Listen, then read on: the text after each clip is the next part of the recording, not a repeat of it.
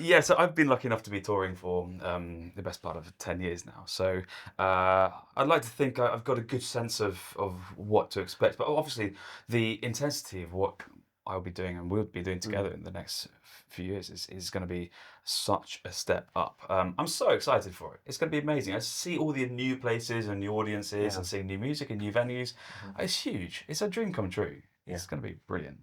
Yeah, it's amazing. I think one of the great things about our diary, and I don't know why this is, maybe it's just the appeal of the human voice, but it's the kind of how many different countries you tour to, because a lot of musicians tour a lot, but they retread the same sort of Yeah. cultural paths. Same festivals each year. Exactly. Yeah. Yeah. Whereas we've been lucky in our time to perform in some really unusual spots in like Colombia, in Croatia, in the Faroe great. Islands. We've been to Northern some- territories of Canada. Yeah. Yeah. We've been to some really unusual spots Mm. where they're not on the normal circuit. And that, I think, you will absolutely love those moments where the group goes to a new place where no one in the lineup, or maybe even the group ever, has been there to perform. And you find a new audience who are hungry for what you do. Is there anywhere in the diary you are thinking, yeah, it's going to be good? The Far East. Is it? I think it's Oh, going yeah. to be really cool. Ah, cool. Getting to sort of do all of just completely different world. Yeah, will be yeah. cool. You've Never. got some good stuff quite early on, haven't you? You got a South Korean trip. Yeah, we do, yeah. Yeah. And then Japan and Japan, Taiwan. Christmas. Yeah. Yeah. October. Is and- China this October and year? Was December. China yeah, next we're year? doing some China. China this year. Okay, I'll Yeah. go there.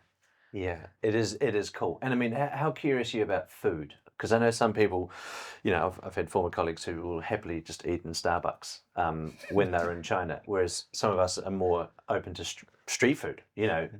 You can't read the sign; you just nod and point and cross your fingers. I feel like I've become far more interested since being appointed. Actually, cool. And going, I actually like make the most of the touring experiences. Yeah, And just sort of lean Can into you make it. a solemn promise you won't be eating at Starbucks in the Far East?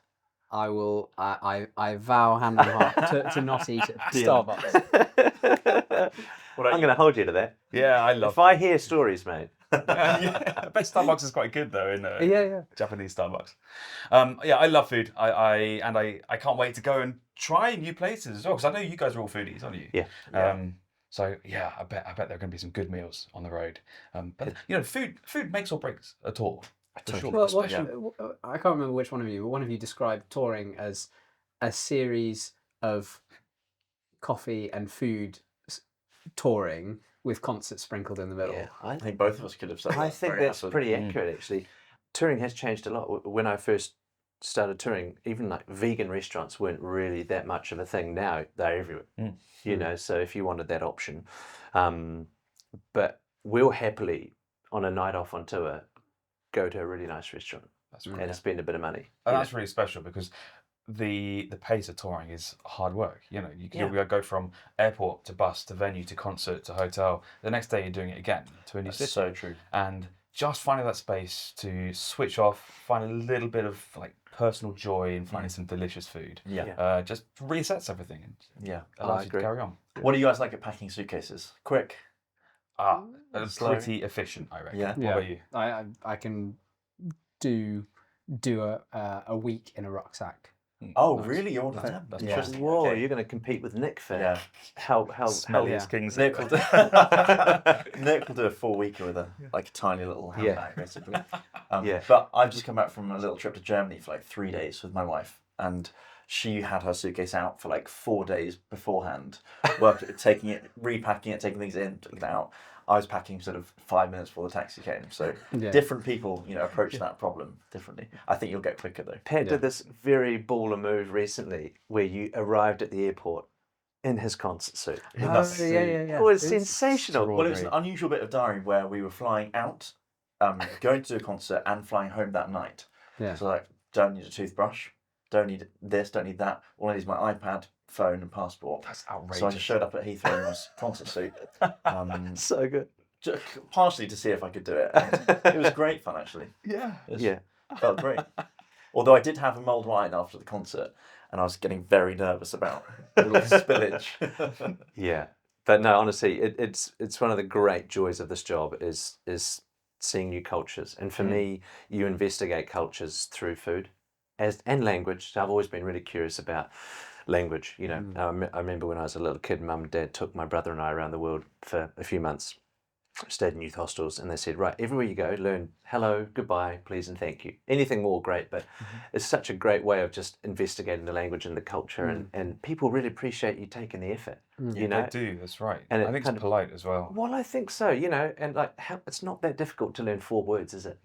You know, but it goes a long way, and I love the fact that the group has increasingly been more ambitious with foreign announcements. So it's always done it in Germany, in France and Italy and Spain, but now we do Japan. We recently did a whole concert speaking Slovenian, which was cool. Yeah. And then our opening announcements in every country, Including Chinese, including Chinese, you know. Danish, all And it sorts might of just foreign be, languages. good evening, ladies and gentlemen, we're the King's Singers. We're delighted to be here. Please forgive us if we continue in English. You know, you know, but it's great, you know. Yeah. And I just sort of think, long may that continue, because Definitely. I know for a fact that we're one of the only groups that do that. Yeah. You know. Are you a linguist, Peter? I feel like I've got a very good ear for the sounds. So I've got sort of singers. See, you could make it up. As Yeah. saying. Yeah, Just yeah. sound convincingly I've got Chinese singers- enough It to- sounds like a politician German, French, answering. Italian. Well, I can sort of be given a Script. and Yeah. say it Okay. sounding Convincing. convincing. Lovely. Half the But rate. have job, no idea what any of it means. Yeah. There's a story of one of the former King singers in French saying there's a piece called Humble, and his announcer was et maintenant humble, you know. That was it. And then Yeah. so like, you know, it doesn't have to be lots and lots of dialogue, but you know, Yeah. it goes a long way. Pat's become really impressive with final German announcements. Like genuinely, like as someone who you wouldn't probably self-describe yourself as a linguist. I wouldn't. Just joking. But all of a sudden, taking over Johnny's mantle as the kind of German speaker, alongside Jules, Pat's gone, no, I can learn a structure of how you're going to get through, and then he checks the grammar, Learn a set of sentences, learn how they fit together. and then just And then swap out pieces. You learn it most by doing it, I think. Yeah. That terrifying first moment where I didn't have anything in front of me and I had a German audience expecting something explained. I was like, this is terrifying. But then time 2, it's half as hard. Time 3, half again. What I love in your announcements is how you switch between the native language and the English title of the piece. Et maintenant, nous chantons Can You Feel the Love Tonight? Love that. Yeah. But that's a great thing. Like I've looked back on my last, you know, bit of touring and whatnot. I thought, what have I learned in this job? You know, and actually getting more proficient with languages has been one of the great things that I've taken away. And I wish I was as brave as Pat with German announcing. Haven't quite managed that, but Good at French then, right? but all right at French. You know, tourist French. You know, that's all you need. What do you think you're both proudest of from your legacy in the group? Wow. Good question. I'm going to borrow something that you often say, which is that the feeling that you're leaving the group in at least as strong a place as where you found it, hopefully even stronger. That is your kind of baseline hope, is that this thing has grown and flourished with you as part of it. So I think that's got to be, that's my interim answer, which gives you time to... Yeah, think I what think for me, culture is everything. And I feel like the culture that you are joining is the most transparent, the most kind, the most happy, supportive like that I've ever experienced. And, you know, and I think I'm really proud that you guys are coming into that, and you can add your own elements to that. But that is a landing pad. You You recognise guys that already, don't we? You see the culture that you've left is exceptional as a workplace. You know, you're so generous with your time to us starting this job and your support, and we know that you're always on the end of a phone when we need you, all the way through our learning process. So I think you've absolutely achieved what you say. Yeah, man. Thank you. And I also think that you know, we've kept this show on the road. Like we had this huge responsibility of the 50th anniversary early on in our time, really. You know, and now you guys are taking us forward for the 60th, and it's going to fly. And I actually am really excited about being in the audience and being a fan again. Yeah. Definitely. You know what I mean? Because Yeah. the group is in really good hands. Like you two are exceptional. You know, Yeah. as Kind- people kind to and as say. singers, and so it's like it just continues. That's the thing I find. Like you come on board this sort of moving train, and then you do your bit.